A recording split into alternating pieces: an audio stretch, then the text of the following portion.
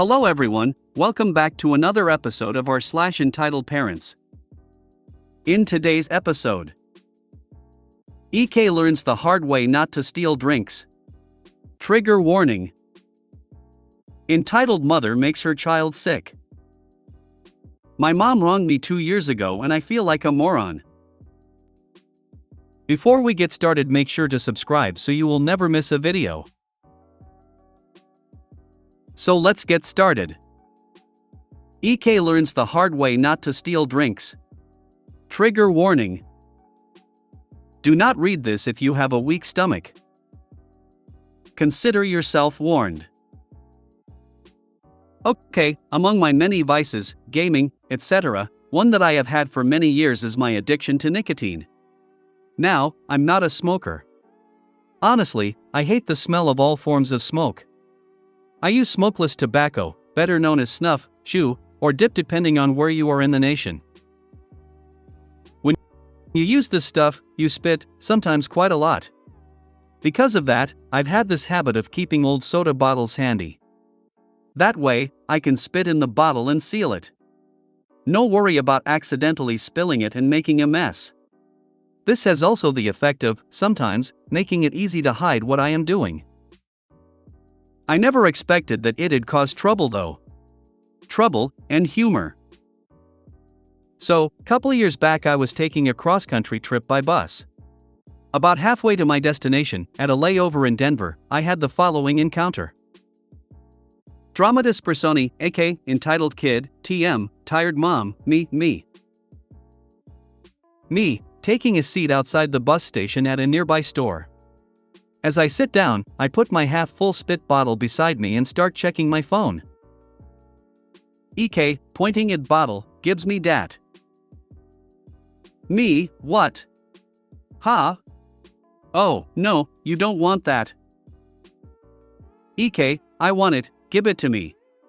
Yes, the kid actually said gib. Me, no, now shove off kid. About this time, the kid ran over to his mother and said something. The lady came over my way and seemed nice, if very tired. Long bus rides will do that. TM, my boy says you won't give him the rest of your soda. Me, it's not so. TM, I know full well what it is.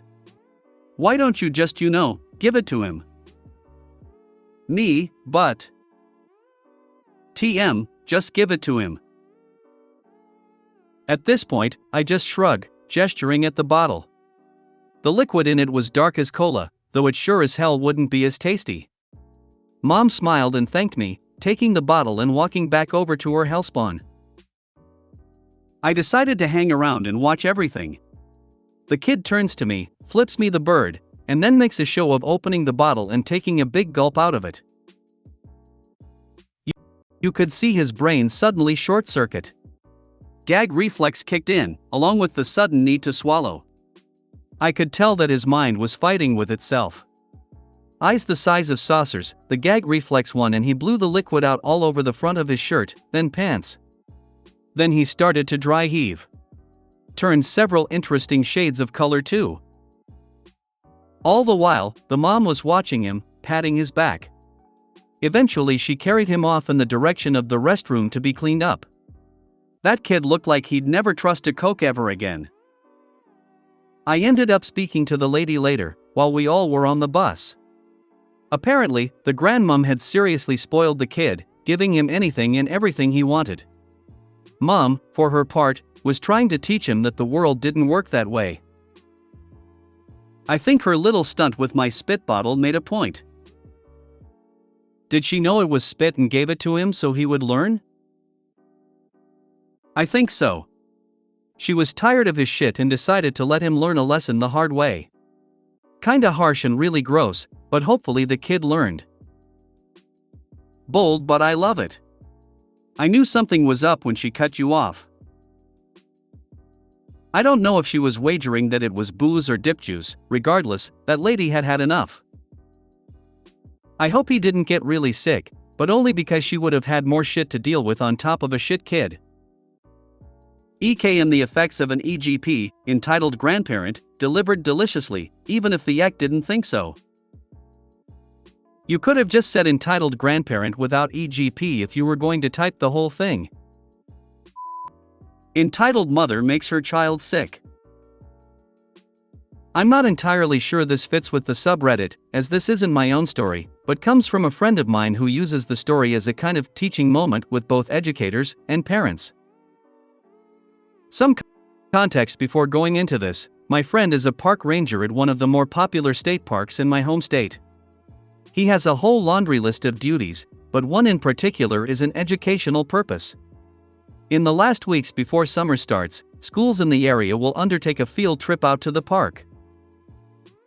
This field trip encourages parents to join in, as while they get to experience the beauty of the park, it also doubles as a way to help parents learn how to recognize troublesome plants in the park and what to do to avoid them. Alternatively, if little Billy gets poison ivy on him, how best to treat it. General stuff really, and you'd think that most people would know to avoid various things, yet to hear my friend talk, it's like the info goes in one ear, bounces around in the brain pan, and then oozes out the other ear. Such with what happened a few years back. So, a few years back, I want to say 2013, maybe 2014, a group of students and parents had descended on the park. These kids were generally well behaved, though there were a number of them that weren't. Happens with every group of kids, so truth be known, the rangers are used to the behavior. There's almost always at least one Karen in the parents group, but the rangers tend to just smile and nod and sometimes play dumb. Good luck on calling the rangers boss, as you'll have to bug someone in the governor's office, but I digress. So this particular year, the rangers had a number of various plants spread out on the table, with descriptions of them and warnings. Each plant having some poisonous effect, though none of them that would be considered fatal. They'd make you wish for death, as anyone who's gotten poison ivy on their privates can attest, but you won't die from them. The class was simple, walking parents and students through what the various plants were, where they might be found, and what would happen if someone came in contact with them. As part of the class, the students were encouraged to come up and file by, taking a look at the plants so they could recognize them. That's where things turned bad. My friend recalled one mother pointing over at one of the displays and laughing, saying something like, "Look, it's tiny watermelons." My friend, the park ranger, told her that while the small plants looked harmless, they were probably the worst plant on the table, and cautioned her that though they may look tasty, that patty melon was something that she really didn't want to come in contact with, as to do so would make them very sick. The mother tooted at him and tottered off, with her son and his friends in tow. It took all of 4 or 5 minutes for the chaos to start. The mother suddenly started vomiting, followed by her son, and 3 or 4 other kids. The vomiting would not stop, even after their stomachs were emptied, they kept dry heaving, and would vomit up anything that they tried to keep down. This sent the rangers into a panic, prompting them to call for ambulances and call a halt on the entire field trip while they tried to sort out what had happened. Even after the EMTs arrive and start doing whatever they can to stop the vomiting, and generally failing, no one was quite sure what on earth these people had come in contact with. There were suspicions, of course, but nothing concrete. It wasn't until a break in the vomiting came that someone said that all they had done was eat one of those tiny melons from the table. The tiny melons, Cucumis myriocarpus, also known as the prickly patty melon, or patty melon, is a plant which at a glance does look like a tiny watermelon. However, unlike the watermelon, these plants induce vomiting in anyone, or anything that consumes them. Even a single melon is known to cause cattle and horses to experience bowel cleansing projectile explosions, and has been known to cause death in high concentrations. Exactly what happened wouldn't be revealed until a couple days later, after the investigation into the incident was concluded. The mother had ignored my friend's warning that the melons were poisonous, and thinking that she knew better picked several of them off the table. She handed them to her son, who gave some to his friends, who like she, ate them. It didn't take long for these melons to teach them the error of their ways, and it stood to reason that none of them would ever trust any melon-like plant from that point forward. To this day, the incident is used as a teaching moment by the rangers, for 2 reasons. First, it warns the rangers to keep a very close eye on parents and students as they observe the displayed plants. Secondly, it is also used to warn visitors as to just how dangerous something that seems so harmless could actually be. Thank you so much for sharing this story. Great to see an EM learn her lesson, but also for teaching about patty melon. I would have never known it was dangerous. No, I don't think she did.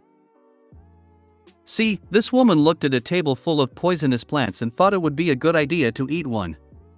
Anybody that's stupid isn't the type to learn from the first time.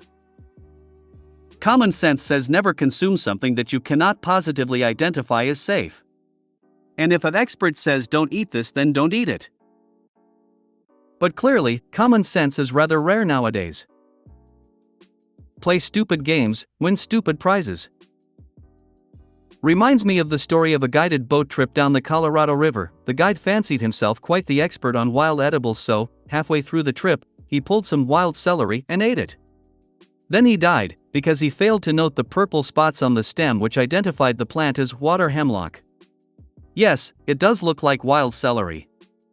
Yes, it smells a bit like celery. But the purple splotches are a dead giveaway. So then, a whole tour was left in the middle of a trip with a dead guide. Sounds like that's a good case for enclosing troublesome plant specimens in resin blocks so they can't be consumed.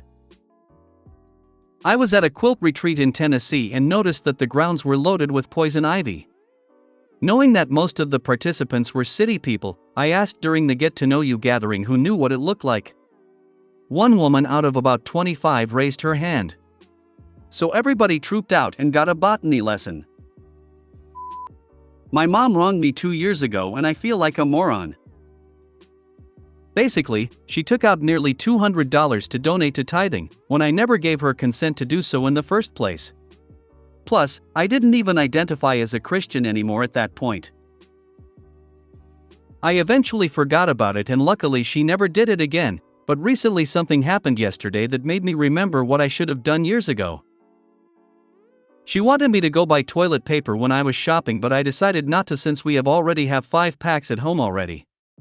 She later gets mad and threatens to take the money to buy it if I don't do it. I was like F***ck this, I'm too old for this shit, I'm 21, and found out how to lock the card she has access to. Kinda wish I learned that earlier. Currently, trying to open a whole another account or just go to a new bank. But I'm mad at myself for tolerating this shit over the years. I'm not perfect myself and I've made lots of mistakes on my end, but what's wrong is wrong. How do I forgive myself for being a pushover? You forgive yourself by not being a pushover any longer.